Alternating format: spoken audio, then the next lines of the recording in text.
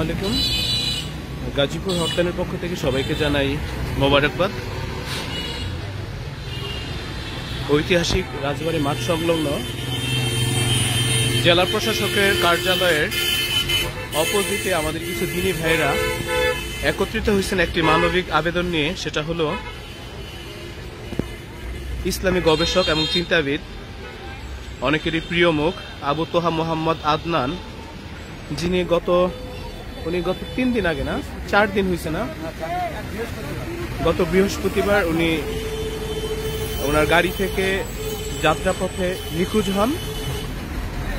তো আমাদের খুবই হতাশার কথা এটাই যে আমাদের মধ্যে অনেকেই এই ব্যাপারে অবগত না। সবাই পড়ে আছে সাকিবের ভাইরাল ইস্যু, অর্থাৎ স্ট্যাম্প ভাঙা এবং লাথি দেওয়ার সেই বিষয় নিয়ে, এবং গতকাল ঘটে যাওয়া পরিমণির যে বিবৃতি যেটা মিডিয়াতে ভাইরাল হয়েছে। সবাই পরিমণিকে নিয়ে এত ব্যস্ত যে আমাদের মধ্যে থেকে একজন রত্নকে আমরা হারালাম, যিনি ইসলামের জন্য খুবই পজিটিভ একটা বিষয় ছিল, যাদের আমাদের সমাজে, আমাদের দেশে অর্থাৎ পৃথিবীতে যাদের অবদান অনস্বীকার্য, তাদের মতো মহানদের আমরা হারিয়ে ফেলছি। তাদের ব্যাপারে আমরা জ্ঞাত না, অথচ আমরা অপসংস্কৃতির আগ্রাসন, যারা আমাদের যুব সমাজ অর্থাৎ আমাদের সংস্কৃতিকে ধ্বংস করছে, তাদের ব্যাপারে আমরা এত বেশি অ্যাক্টিভ, এত বেশি আমরা খোঁজ খবর রাখি যে সেটার বলার অবকাশ নেই। তো আপনারা যারা হটলাইনের পক্ষ থেকে এই লাইভটা দেখছেন তাদেরকে উদারত আহ্বান জানাচ্ছি, তারা কালো বিলম্ব না করে অতি শীঘ্রই রাজবাড়ী মাঠ সংলগ্ন অর্থাৎ জেলা প্রশাসকের কার্যালয়ের অপোজিটে এই দিনী মজলিসে দিনী আহ্বানে আপনারা শরীক হন। আমাদের এক ভাই একটা ঘোষণা দিচ্ছে, আপনারা একটু মনোযোগ দিয়ে শোনেন। আমরা আমাদের সম্মানিত আলেম আবু তোহা আদনানের সন্ধান চাই। আমরা যদি আগামী বৃহস্পতিবারের মধ্যে তার সন্ধান না পাই, তাহলে ইনশাআল্লাহ বাদ জুমা আমরা গাজীপুর কেন্দ্রীয় মসজিদ থেকে বিক্ষোভ মিছিল বের করতে পারি ইনশাআল্লাহ। আমরা আশা করি এর আগে আমরা তার সন্ধান খুঁজে পাবো এবং আমরা তাকে জীবিত দেখতে পাবো ইনশাআল্লাহ। তো আপনাদেরকে আবারও বলছি, যারা লাইভটা দেখছেন এখন পর্যন্ত, যারা এই প্রয়োজনীয় এবং দেশের স্বার্থে, ইসলামের স্বার্থে যে আজকে এখানে যে গণজমায়েত হয়েছে, তাদের যে প্রাণের দাবি আবু তোহা মোহাম্মদ আদনান হুজুরের যে সন্ধানের ব্যাপারে, যে আমাদের যে পজিটিভ ভাইরা আছেন, বোনেরা আছেন, তাদের জমায়েতে আপনারা যারা এখনো শরীক হননি, তাদের প্রতি এখনো উদারত আহ্বান জানাচ্ছি, এই ইসলামের মিছিলে, এই দিনী মজলিসের মিছিলে আপনারা অবশ্যই শরীক হন। আর একটা কথা অবশ্যই মাথায় রাখবেন, আগামী শুক্রবার বাদ জুমাবাদ না, জুমাবাদ আপনারা, হ্যাঁ, এটা কি কেন্দ্রীয় মসজিদ থেকে একটি কর্মসূচির আয়োজন করা হয়েছে, আহ্বান করা হয়েছে। আপনারা অবশ্যই মানসিকভাবে প্রিপারেশন নেবেন। আর সবচেয়ে বড় কথা হলো দোয়া করবেন। আমরা সকলেই দোয়া করি যাতে এর মধ্যে একটা সুষ্ঠু সমাধান হয়ে যায়, আমরা ওনাকে জীবিত এবং একেবারে অক্ষত অবস্থায় যাতে ফেরত পাই, আমরা আল্লাহর কাছে সেই প্রার্থনাই করি। আল্লাহ আমাদের প্রার্থনাকে কবুল করুন।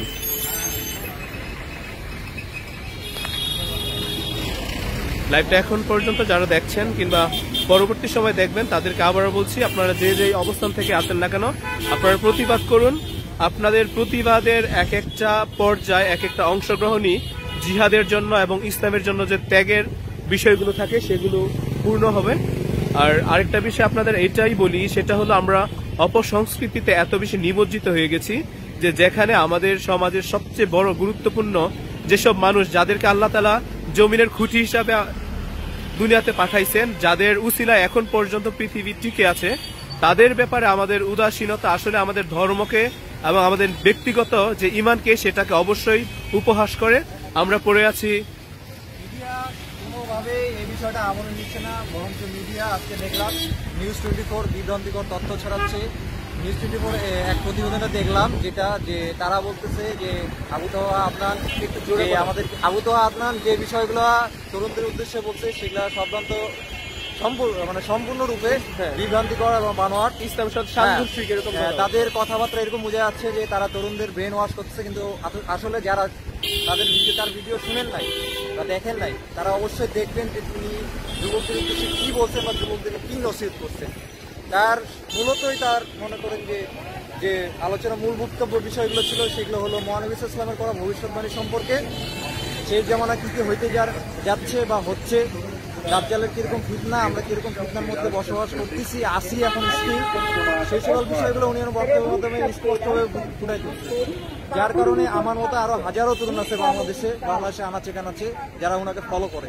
হয়তোবা এই বিষয়টা অনেকের সহ্য হচ্ছে না, এখন কারা বা কে করছে সেটা মানুষ ভালো করে জানে। যারা ওনাকে সম্পর্কে ডিপলিভাবে অ্যানালাইসিস করছে ওনার বক্তব্যগুলো, তারা কিন্তু ঠিকই বুঝতে পারছে।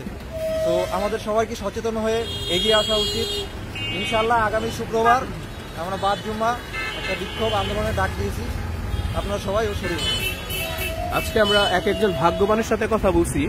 আসলে ইসলামের প্রাককালে কিংবা ইসলামের যখন বিজয় হবে কিংবা যখন ইসলাম প্রচার হচ্ছিল, তখন কিন্তু এরকম হাজার হাজার লক্ষ লক্ষ কোটি কোটি মানুষ কিন্তু ইসলামের দলে ছিল না। আস্তে আস্তে খুব স্বল্প পরিসর থেকে এবং খুব সংকীর্ণ জায়গা থেকে কিন্তু ইসলামের যে দাওয়াত এবং দিনের যে আলো সেটা কিন্তু আস্তে আস্তে ছড়াইছে।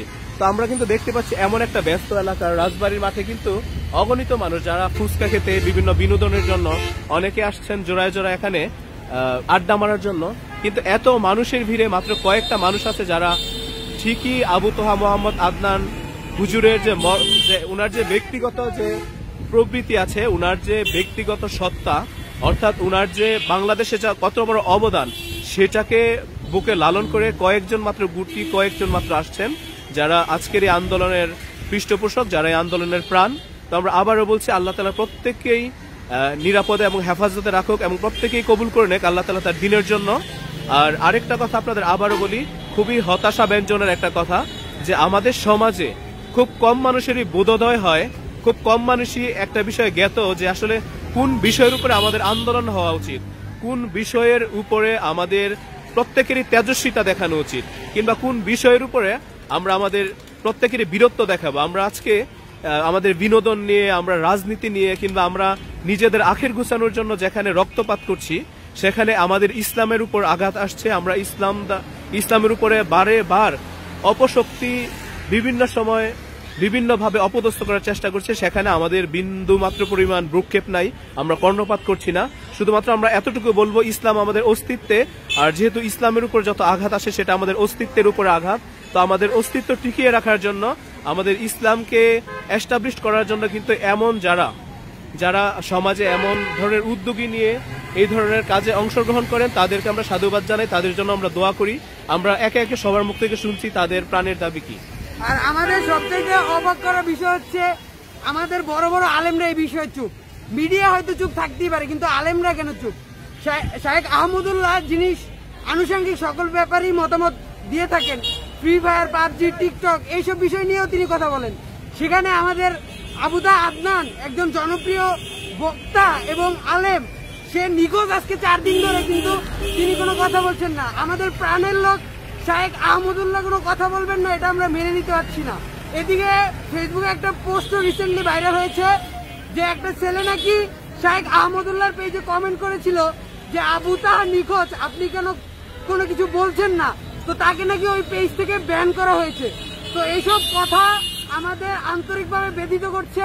আমরা কোনোভাবেই এগুলো মেনে নিতে পারছি না যে শায়েখ আহমদুল্লাহ, আজহারী সাহেব এইসব ব্যাপারে কোনো কথা বলছেন না, যেটা আমাদের কাছে মিডিয়ার কর্মকাণ্ডের থেকেও বেশি হতাশাজনক এবং আকস্মিক মনে হয়েছে। তো এইটুকুই। তো অনেকে আসলে বোঝার চেষ্টা করছেন আজকের এখানে জমায়েতের মূল উদ্দেশ্য কি। এটা আসলে হতাশার একটা জায়গা যে আমাদের অনেকেই শুধু মিডিয়ার অসঙ্গতির কারণে এবং তাদের পক্ষপাতিত্বের কারণে অনেকেই হুজুরের নিখোঁজ হওয়ার খবরটা একেবারে জানেন না। আমরা কিন্তু ফেসবুকে কিংবা আমরা সোশ্যাল সাইটগুলোতে স্ক্রল করলে আমরা এমন ধরনের আপত্তিকর বিষয়গুলো আমাদের সামনে আসতে দেখি, কিংবা এত বেশি অপ্রাসঙ্গিক জিনিসগুলো আসতে দেখি, যেখানে বাংলাদেশের গর্ব, ইসলামের জন্য আবশ্যকীয় একজন মানুষ যাকে আমরা খুঁজে পাচ্ছি না, যিনি নিখোঁজ, তার ব্যাপারে যে আমাদের জাতীয়ভাবে যে আমাদের এখানে জাগ্রত হওয়ার একটা বিষয় ছিল, সেটা একেবারে লঙ্ঘন হচ্ছে। আর সবচেয়ে বড় কথা হলো, এমন সব বিষয়ে আমরা আন্দোলন করছি, সারাদিন আমরা দিনাতিপাত করছি, যেই বিষয়গুলো একেবারে অপ্রাসঙ্গিক, অপসংস্কৃতিমূলক, এবং যেটা আমাদের নিজেদের জন্য, সমাজের জন্য এবং রাষ্ট্র এবং জাতির জন্য যেটা অবশ্যই যেটা ক্ষতিগ্রস্ত হয়, এই ধরনের বিষয়গুলো সামনে আসছে। তো আমরা আবারও বলছি, দরকার হলে আমরা মিডিয়াতে আলাদা করে রেভলিউশন তৈরি করব, আমরা নিজেরা পেজ করব, গ্রুপ করব, এবং আমরা এমন কিছু করার চেষ্টা করব যাতে মিডিয়ার বাহিরে আমরা নিজের একটা মিডিয়া। আর এখানে যারা উপবিষ্ট আছেন, যারা উপস্থিত আছেন, প্রত্যেকের প্রতি আমি আল্লাহ তাআলার পক্ষ থেকে অনেক অনেক বেশি নিরাপত্তা চাই। আর প্রত্যেকের প্রতি আমার অনেক বেশি শুভকামনা রইল। আপনারা যারা আজকে ইসলামের পক্ষ থেকে ইসলামের জন্য এই সামান্য গুটি কয়েক মানুষ এখানে এসে জড়ো হয়েছেন, আমার কাছে মনে হচ্ছে যে এখানে হাজার হাজার কোটি কোটি মানুষ থাকলেও আপনাদের মনের মধ্যে যে ইসলামের তেজস্বিতা, আপনাদের মধ্যে যে ইসলামের প্রতি আহ্বান, সেটা হাজার হাজার কোটি কোটি মানুষের দ্বারাও সেটা সম্ভব হতো না। আমরা ইতিমধ্যে কিন্তু অনেকগুলো বিষয় জানি। ইসলামের সেই প্রথম যুদ্ধের কথা জানি, যেটা বদর যুদ্ধ। সেখানে কিন্তু 313 জন, মাত্র 313 জন একেবারে অদক্ষ সাহাবীদের নিয়ে একেবারে সুসজ্জিত 1000 সেই কাফের মুনাফিকদের বিরুদ্ধে রাসূল পাক সাল্লাল্লাহু আলাইহি ওয়াসাল্লামের যে যুদ্ধ হয়েছিল, সেটা কিন্তু আজও আমাদের হৃদয়কে ছুঁয়ে যায়, সেটা কিন্তু আমাদের হৃদয়ে দাগ কেটে যায়। তো আমি আবারও বলছি, আপনারা হয়তোবা সংখ্যা কনিষ্ঠ কয়েকজন, কিন্তু সংখ্যা লঘুষ্ঠ এবং অনেক বৃহৎ কোনো বিষয় হলো আপনাদের এই যে মন মানসিকতা আছে তার কাছে অবশ্যই মৃয়মান। তো প্রত্যেকের প্রতি অনেক অনেক শুভকামনা রইল। আর আবারও বলছি, আপনারা যারা এই ভিডিওটা দেখছেন, তো আজকের মতো আমরা আমাদের মানববন্ধন কর্মসূচি এখন ইতি টানবো। তবে এর আগে আমি শুধু একটা কথা বলতে চাই যে আজকে আবু তাহা আদনান নিখোঁজ, এর মানে এ না যে শুধু আমাদের রাষ্ট্রের যারা ইসলাম ধর্মের অনুসারী বা মুসলমান যারা, তাদের জন্য এটা ক্ষতিকর। এটা আমাদের রাষ্ট্রীয় নিরাপত্তার জন্য হুমকি। একজন জলজ্যান্ত মানুষ রাস্তা থেকে গায়েব হয়ে যাচ্ছেন। তো এটি আমাদের জন্য হতাশাজনক, আমাদের জন্য লজ্জাজনক। তো আমরা চাইবো যে আমাদের যারা আছেন, উপরের লেভেলে যারা আছেন, প্রশাসনে যারা আছেন, তারা আমাদের ভাইকে একজন বাঙালি এবং আমাদের বাংলাদেশি নাগরিক হিসাবে তাকে খুঁজে দেবেন। হয়তো আলেম বড় কথা না, তবে আমাদের রাষ্ট্রের তিনি একজন ব্যক্তি এবং তাকে খুঁজে দেওয়া আমাদের দায়িত্ব এবং তার পাশে আমাদের দাঁড়ানো দায়িত্ব, যেটা আমাদের মিডিয়া এখন পর্যন্ত করেনি এবং আমাদের বড় বড় আলেম যাদের কাছ থেকে আমরা আশা করেছি তারাও এখনো করেনি। তো আমরা আশা করছি যে আমরা তাকে জীবিত খুঁজে পাবো এবং এই আশা ব্যক্ত করে, এই প্রত্যয় ব্যক্ত করে, আল্লাহর উপরে ভরসা রেখে আমরা আজকের কর্মসূচি এখানেই সমাপ্ত ঘোষণা করছি।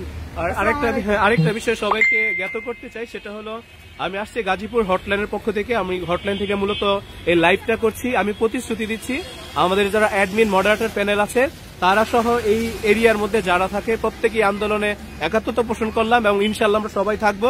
আপনারা যারা আমাদের মাধ্যমে এই মেসেজটা পেয়েছেন, ইনশাআল্লাহ একেবারে ইমানি দায়িত্ব এবং নিজের ইসলামের উপরে আঘাত আসার যে প্রয়াস, সেখান থেকে অবশ্যই উদ্বুদ্ধ হয়ে আপনারা সেদিন অর্থাৎ শুক্রবার বাদ জুমা অবশ্যই গণজমায়েত করবেন এবং চেষ্টা করবেন যাতে আপনারা আমার মাধ্যমে ইসলামের বিজয় নিশান বাংলার জমিনে। আর পয়েন্ট টু বি নোটেড যে আমরা কোনো আন্দোলন করছি না, আমরা কোনো প্রতিবাদ করছি না বা প্রতিহিংসা যাচ্ছি না। আমরা শুধু আমাদের দুঃখের প্রকাশটা ঘটাচ্ছি, আমরা আমাদের মতামতটা জানাচ্ছি যে আমরা যে নিউজটা মিডিয়ার দেওয়ার কথা ছিল, পেপার পত্রিকার দেওয়ার কথা ছিল, সেটা আমরা দেওয়ার চেষ্টা করছি। আমরা কোনো প্রতিবাদ বা কোনো সংঘাত না, কিছু না, আমরা শান্তিপূর্ণভাবে শুধু আমরা তার সন্ধানটা চাচ্ছি, এইটুকুই। তো যাই হোক, বিদায় নিচ্ছি।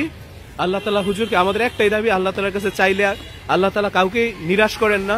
আর অনেকে ইসলামের জন্য এরকম যুগে যুগে যারা ত্যাগ করে গেছেন, যাদের জীবন, যাদের ধন সম্পদের বিনিময়ে আল্লাহ তাআলা ইসলামকে এস্টাবলিশ করছেন। তো আমরা চাই যে আসলে আমাদের প্রাণের দাবি, আমাদের অবচেতন মন কিন্তু এত কিছুর পরও বাদ মানে না, এগুলো মানতে চায় না, বুঝতে চায় না। আল্লাহ তাআলার কাছে আমরা একটা সুসংবাদ চাই, যাতে আল্লাহ তাআলা আপনাদের মাধ্যমে, আপনাদের দোয়ার মাধ্যমে এবং এই আন্দোলনের সামান্য প্রয়াস থেকে আল্লাহ তাআলা হুজুরকে একেবারে সহি সালামতে, আবু তাহা মোহাম্মদ আদনান হুজুরকে আল্লাহ তাআলা সহি সালামতে আমাদের মধ্যে ফিরে আনেন। আল্লাহ, আমরা সেই দোয়াই করি। আল্লাহুম্মা আমিন।